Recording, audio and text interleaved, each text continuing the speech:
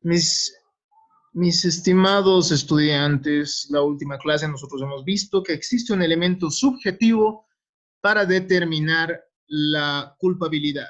Y este elemento subjetivo resulta únicamente trascendente en los sistemas sancionatorio de responsabilidad o en el sistema subjetivo de responsabilidad, ¿no? Hemos visto que en el sistema objetivo de responsabilidad probablemente este no tenga ningún sentido. Entonces, esto debemos considerarlo el momento que realicemos el análisis. A mí me basta el momento que ustedes terminen esta materia que comprendan que hay tres sistemas diferentes y que en algunos los criterios de imputación de responsabilidad son diferentes a otros. Es decir, en algunos sistemas se toma en cuenta ciertos elementos para determinar que alguien es responsable respecto a una conducta dañosa y en otros no. Entonces, existen, ¿esto para qué? Obviamente se necesita mucho, ustedes son estudiantes de primer semestre, y probablemente para comprender mucho mejor la materia se requieran mayores conocimientos. Sin embargo, si ustedes conocen estos elementos básicos de la responsabilidad y que la responsabilidad es un elemento complejo y además un concepto más del derecho, es decir, no es el concepto básico del derecho, sí es un concepto trascendental, pero no es el concepto base de todas las relaciones jurídicas, ¿no? Si ustedes comprenden que cuál es la esencia de este instituto jurídico, qué lo diferencia de otros, para mí basta. La idea es que ustedes, el momento que revisen la norma, puedan decir, aquí hay responsabilidad objetiva, aquí hay responsabilidad subjetiva. Ojo, nunca olviden que una relación de obligación no siempre, no es lo mismo que la responsabilidad como tal, ¿ya? Por eso hemos visto la teoría de Kelsen también, ¿no? Que tiene mucho sentido. Es decir, si uno está obligado, por ejemplo, a pagar el precio de una casa, eso no significa que es responsable de pagar el precio de esa casa, ¿no ve? Si uno tiene que entregar la casa que está vendiendo, no significa que es responsable. La responsabilidad va a surgir ante un daño. Y imagínense, ¿no? Esta compra-venta también es una relación jurídica. Que uno no golpee a otro en mérito a que también esto está prohibido por el derecho penal, no significa que sea responsable de ello. La responsabilidad se da el momento en que emana algún daño, el momento que en materia penal, el momento en que alguien subsume sus actividades, es decir, su actividad, su actitud, a conductas que ya están preestablecidas por el derecho. El momento que ustedes han revisado las responsabilidades entre las diferencias y similitudes entre la responsabilidad penal o sancionatoria y la responsabilidad civil, eh, subjetiva u objetiva, bueno, la responsabilidad civil básicamente, una de las más importantes diferencias es que las conductas que determinan la responsabilidad penal están claramente establecidas, ¿ya? Es decir, en la conducta penal se establece claramente, ¿no? Aquel que es funcionario público y malversa ciertos montos de dinero que están a cargo de su, de su responsabilidad, etcétera, ¿no? O aquella persona que con una conducta dolosa, sobre seguro y con saña, diere muerte a otra, por ejemplo, ¿no? Pero si se dan cuenta, en la responsabilidad penal sí encontramos nosotros hechos descritos ya, ¿no? Y cuando uno subsume dentro de estos hechos descritos su actividad, su actitud, termina siendo entonces responsable, ¿no? En aquella materia. De igual manera, en la responsabilidad administrativa, ¿no? Cualquier persona que trabaje en una institución pública será responsable de ciertas actividades que tiene que cumplir y también de ciertas sanciones eh, ciertas actitudes, ante ciertos desenvolvimientos eh, ciertos desenvolvimientos que realiza en su labor, ¿no? Porque también están específicamente establecidos, ¿no? Textualmente dirá su reglamento, son faltas graves o son faltas leves, qué sé yo, tratar mal a la gente que viene que busca atención, por ejemplo, ¿no? Entonces, es más claro, ¿me entienden? La responsabilidad penal y sancionatoria se va a caracterizar por ser más específica respecto a las conductas. Sin embargo, la responsabilidad civil es un poco más compleja, ¿no? Es decir, se basa en un principio del neminem laedere, lo que hemos visto, o también bajo la teoría del riesgo. No es teoría del riesgo, bajo las actividades riesgosas, ¿no? Las actividades riesgosas pueden constituir en una responsabilidad objetiva, y eso lo vamos a ver en su momento cuando revisemos los criterios de la teoría de la imputación objetiva, de la teoría de la responsabilidad objetiva, perdón. Entonces, eso es algo sumamente importante. Y el problema es cómo determinamos la culpa y qué es la culpa. Y ya hemos analizado un poco del concepto de culpa, y ahora corresponde analizarlo un poco más según el texto de Díaz Picasso que ya se les ha compartido, ¿no? Luis Díaz Picasso evidencia, al menos en el derecho español, que existe imprecisión al momento de tratar el concepto de culpa. Esto puede extenderse también al caso boliviano, debido a que nuestros tribunales, simplemente al establecer qué es la culpa, también acuden a estos conceptos, estableciendo que estamos ante culpa simplemente ante un incumplimiento de una conducta que debería haberse realizado, o ante una conducta, digámoslo así, negligente o imprudente. ¿Y qué es la negligencia? ¿Qué es la negligencia inexcusable? Bueno, es complejo, ¿no? Entonces, se revisan ciertos conceptos de diferentes autores, entre ellos el eminente jurista español José Castanto Beñas, quien establece que la culpa es una negligencia inexcusable. Pero el problema es qué es inexcusable. O sea, ¿cuál es el límite de lo excusable o no excusable, no? Para mí puede ser excusable que una persona lastime a un perrito, para otra persona probablemente no, ¿no? O sea, para mí podría ser, es un ejemplo, ¿no? Obviamente. Por ahí, por accidente, una persona pisa la patita de un perrito. Para mí podría ser excusable porque es un accidente, pero para otra persona que ama a los animales, no, ¿no? Entonces entramos todavía en una especie de tautología y en un concepto que, bueno, no es satisfactorio. Y vamos a poder revisarlo ya cuando veamos los elementos, las características de la negligencia o de la imprudencia o de la culpa en sí, ¿no? Eso ya lo tienen ustedes en la plataforma de Google Classroom. Por su parte, la Cruz manifiesta, que es igual un jurista español, que se trata de un actuar negligente, la culpa, descuidado, imprevisor, implica ausencia de diligencia exigible a una persona razonable, según las circunstancias. Entonces, las circunstancias van a determinar que una persona pueda ser considerada o no, bueno, culpable, comparándola con una persona razonable en tal situación. Hay un grave problema acá. Y es que el problema es que esto al menos, bueno, este tratamiento, José Castanto Beñas lo refiere respecto a la responsabilidad civil extracontractual.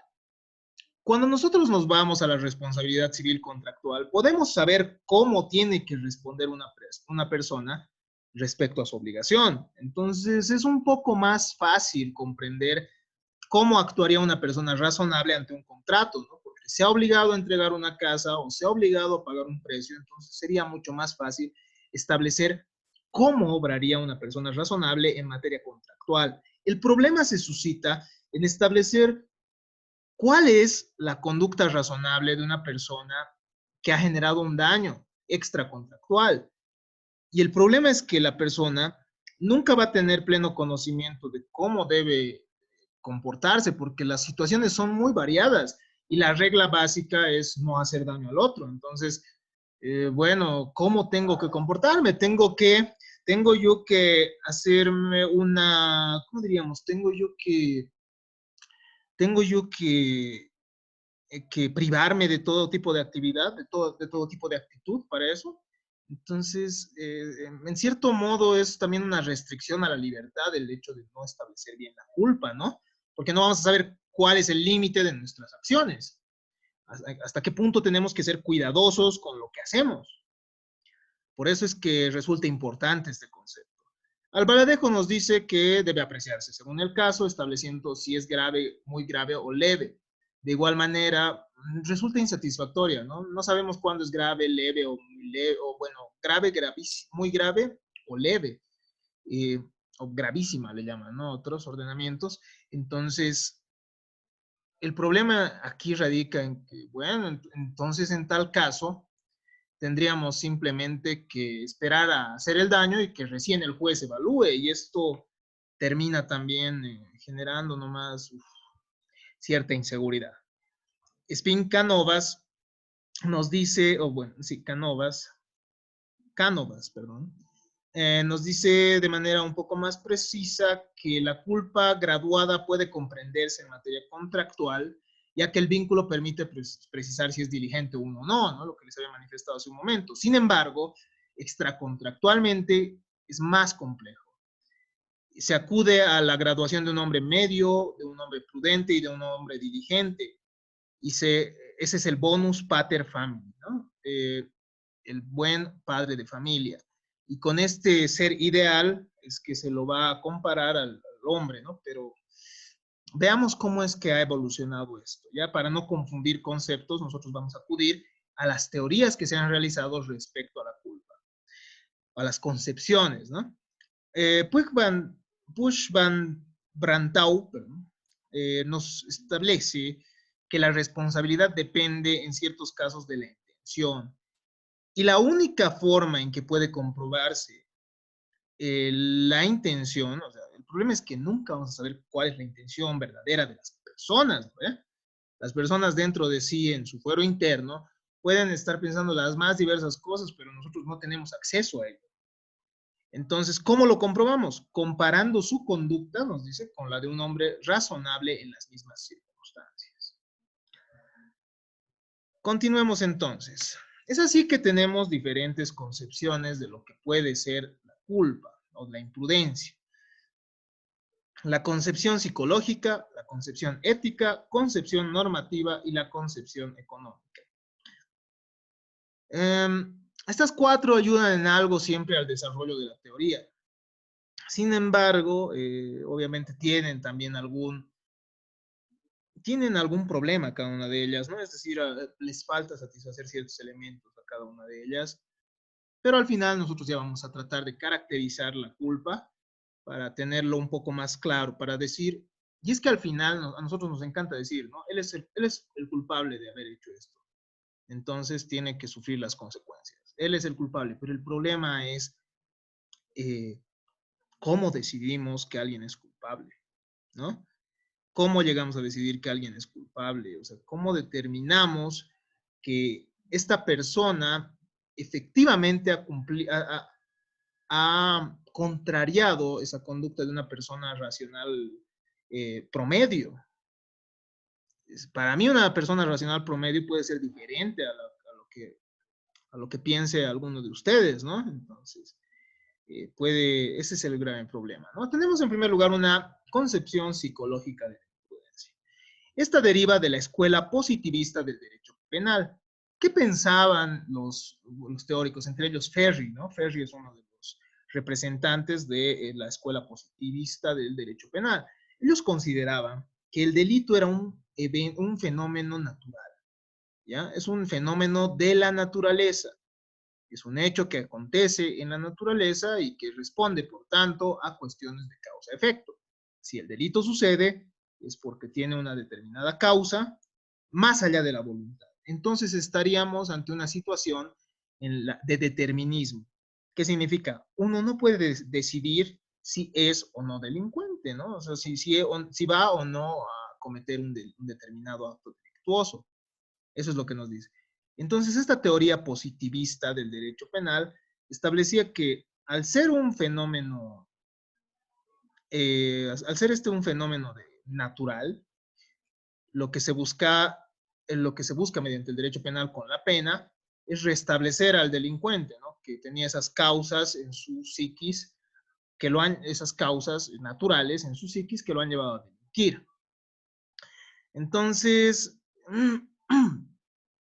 esto genera el establecimiento que la culpa al final también es un efecto simplemente de la psiquis de las personas. A ver, el estudio del delito entonces era dividido en dos partes. Una externa, que es la antijuridicicidad, que se refiere obviamente a contrariar una determinada conducta establecida por el derecho, y una interna que se refiere a los elementos subjetivos del delito. Consideran que existe causalidad psíquica de igual manera que la causalidad física. Entonces, uno termina siendo culpable por ser, por una relación de causa y efecto con su situación psíquica, ¿no? Y, a ver, consideran antijuridicicidad interna elementos subjetivos del delito. La negligencia, entonces, es concebida como un estado demente. Esto determina, o este tipo de teorías demuestran, o digamos, justifican que antes aquel que cometía el delito, más allá de la culpa, podría entrar a la cárcel, ¿no? O sea, que al final es una cuestión de la psiquis, una cuestión natural que comete el delito, y al final, mediante la pena, lo que se busca es reinsertarlo después, o bueno, rehabilitarlo, ¿no? Rehabilitarlo mediante estas causas que llegarían a ser científicas, inclusive. Esto puede colaborar a comprender que ciertos trastornos psicológicos pueden determinar actitudes negligentes, pero el problema es que esto no es la culpa, ¿ya? Esta teoría fracasa porque no se puede explicar la culpa en la culpa inconsciente, perdón, ahí hay algunas palabras extras. La culpa inconsciente. Existe la culpa inconsciente, es decir, uno sin tener conocimiento del peligro o no advertir que puede producir un daño, realiza muchas veces el daño. Entonces, ahí no estaríamos ante esa realidad ante esa causalidad, ¿no? Es decir, que tenemos algo en la psiquis, tenemos algún problema en la psiquis que nos lleva a delinquir. Simplemente existe en estos casos una situación de peligro que desconoces y no tenías ni la más mínima intención de realizar el daño, pero aún así lo realizas. Por tanto, no se puede explicar esta culpa inconsciente. Entonces, la culpa no sería un evento causal, es decir, de la psiquis, que emane de la situación psicológica de una persona. También existen exculpantes de la culpabilidad. Eso lo vamos a analizar. Yo estimo la clase del día viernes. Si no es hasta el miércoles como máximo. Entonces, ¿qué es lo que sucede acá? Hay situaciones que el derecho establece como exculpantes, es decir, que por las cuales una persona puede llegar a ser considerada como no responsable de un determinado acto. Es decir, esto será mediante una legítima defensa, por ejemplo, en la cual la persona realiza un daño a otra. O sea, se defiende, pero a la vez realiza un daño proporcional a la otra y un daño consciente. Y eso no es delito, eso no es una causal de la naturaleza, ¿no? No es una relación causal de naturaleza. De igual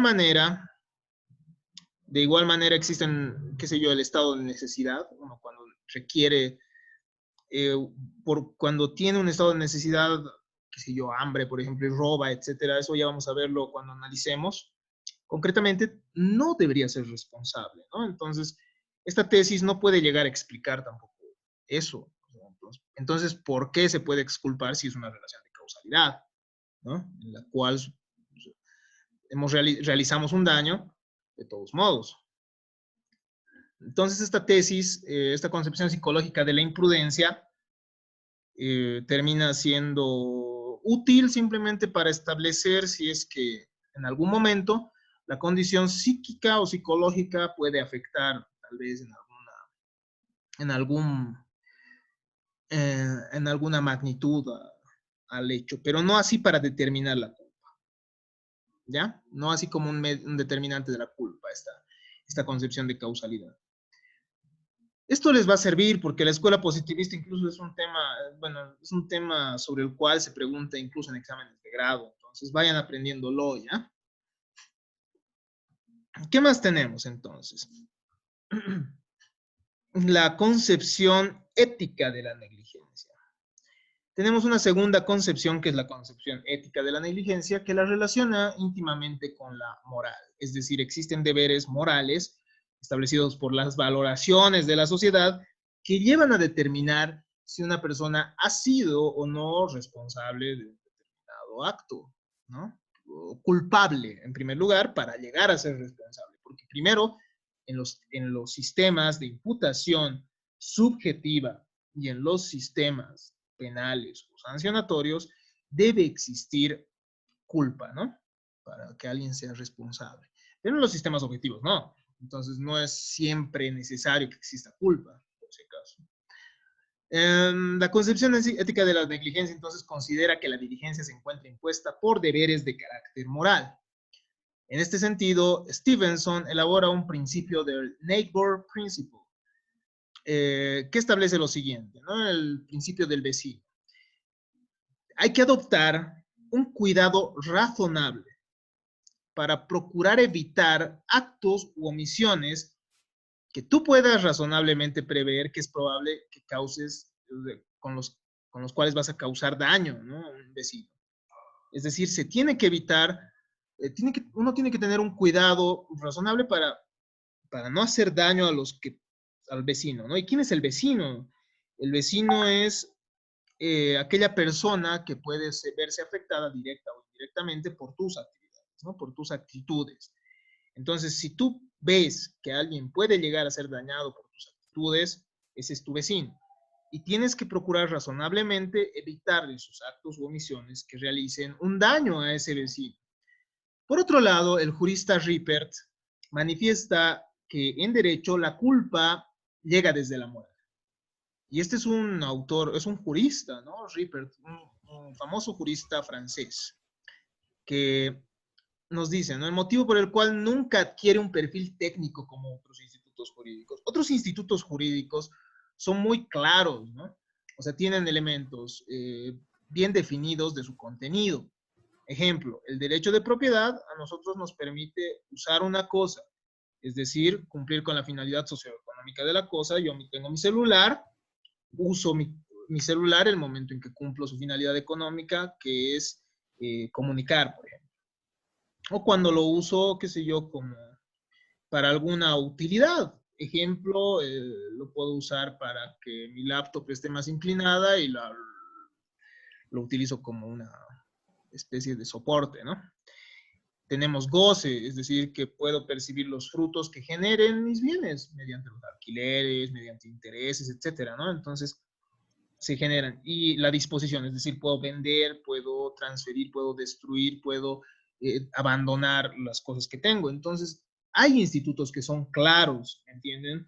Hay institutos jurídicos, un instituto jurídico, haciendo paréntesis, es un conjunto de normas que se refieren a una determinada materia, ¿no? Hay institutos jurídicos como la propiedad, qué sé yo, el matrimonio, que son mucho más claros, ¿no? El matrimonio implica la unión de dos personas con la finalidad de formar un núcleo familiar, entonces es más claro.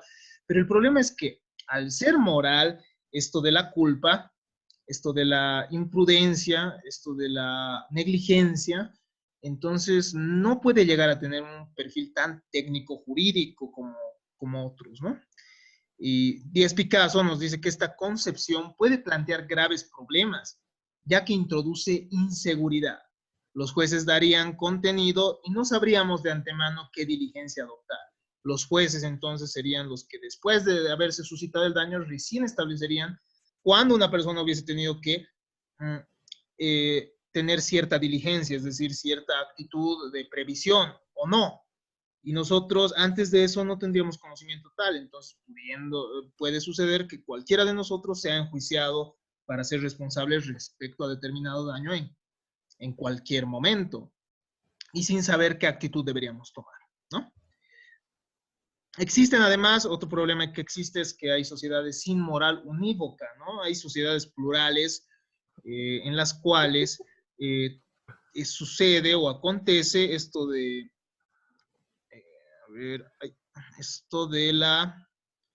existen sociedades plurales en las cuales los valores varían, ¿no? Entre una persona y otra. Entonces, existen intentos también jurídicos, ¿no? Netamente, que emanan netamente del derecho para establecer lo que es la culpa. Y así tenemos una concepción normativa de la diligencia, que conciben a la culpabilidad como un reproche por la infracción de la norma, es decir, si se rompe lo que establece la norma, estamos ante la culpa. Está relacionando la culpabilidad con la antijuridicidad. English puso la necesidad de 1930 ya de conectar esta imprudencia al injusto. Entonces, esta teoría establece que la imprudencia y la negligencia requieren, ¿no?, de dos aspectos, un aspecto objetivo y un aspecto individual. El aspecto objetivo normativo está contenido en la ley, y esto obviamente estaba en un artículo de la ley alemana, estableciendo un deber de cuidado exigible en el tráfico. Esto en el tráfico, de esta parte, este término en el tráfico se encuentra entre comillas por una situación que va a ser vista en la crítica. Entonces, existe un elemento objetivo normativo, es decir, se establece un cuidado exigible en el tráfico social, en la sociedad, y al estar contenido en la norma, estaríamos ante un elemento objetivo, es decir, más allá de los sujetos, ¿no? Es un elemento aparte de los sujetos, que se encuentra en la ley. Y tenemos un aspecto individual, es decir, referente al poder que tiene cada sujeto de observar el cuidado objetivo. Entonces, el aspecto individual se va a referir a al poder que tenga el individuo de decidir, ¿no?, si observa o no el cuidado objetivo. Y si no lo observa, sencillamente ingresa a la imprudencia o la negligencia. Si cumple con este elemento objetivo normativo, entonces no existirá negligencia o imprudencia. Pero dentro de este aspecto objetivo se distinguen dos elementos: un deber de cuidado interno y un deber de cuidado externo.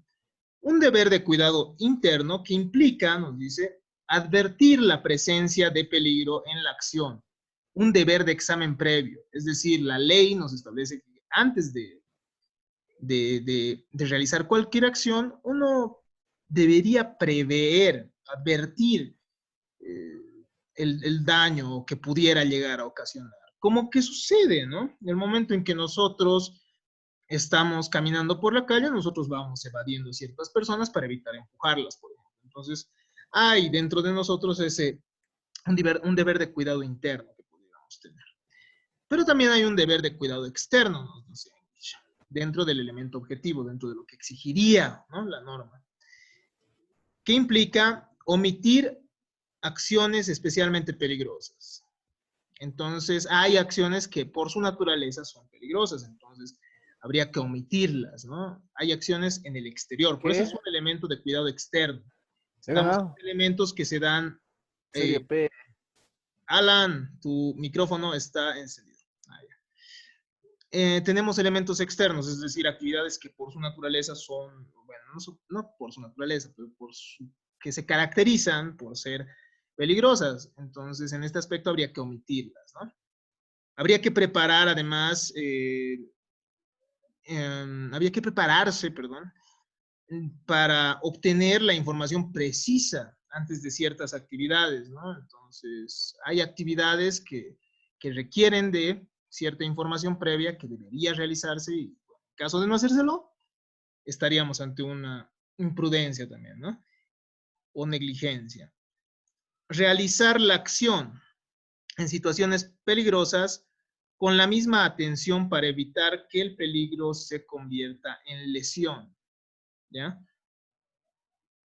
Entonces, en situaciones peligrosas hay que realizar la acción, nos dice, evitando que el peligro que existe en las mismas actividades se convierta en lesión, ¿ya?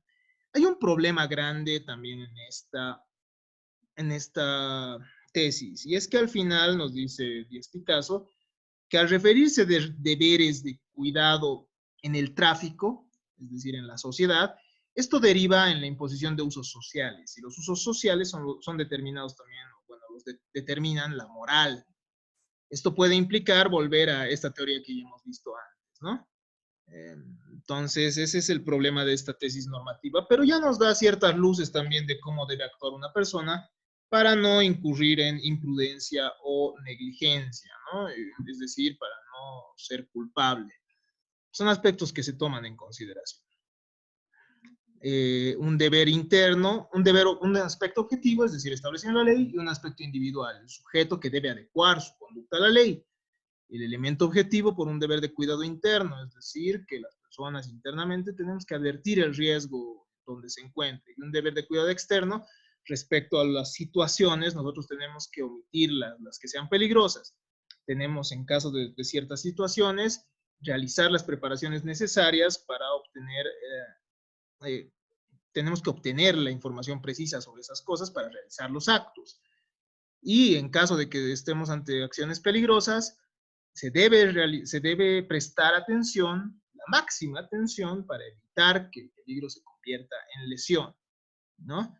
Entonces, cumpliéndose estos aspectos, ya no se incurriría en una obrar negligente o imprudente.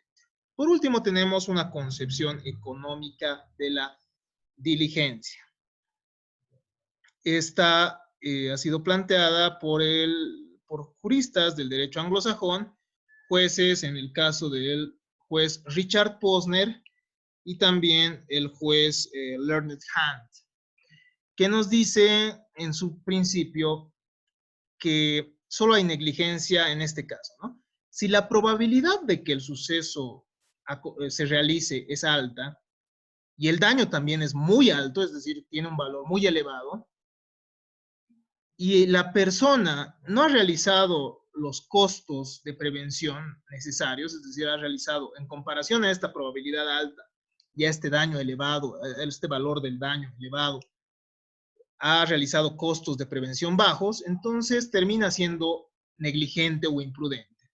Entonces no es negligente si el suceso es improbable, el daño no es muy importante en cuantía y si los costos resultan siendo proporcionados. Posner, por su parte, nos va a decir que esto tiene sentido desde la perspectiva de la eficiencia económica, ya que lo que se busca en economía es minimizar el costo de los daños y de su prevención. Entonces, ¿para qué? Para optimizar esos recursos y para gastarlos y para que estos recursos generen, pero gastándolos en otros fines. Díaz Picasso nos dice que es importante esta perspectiva, algunos le han llamado la teoría económica del derecho, que ustedes van a ver seguramente, el análisis económico del derecho. ¿Y por qué? Porque deben considerarse los sacrificios de las personas y también establecerse cuál es el límite de la responsabilidad. Sin embargo, la diligencia termina siendo todavía un término más normativo, más jurídico que económico.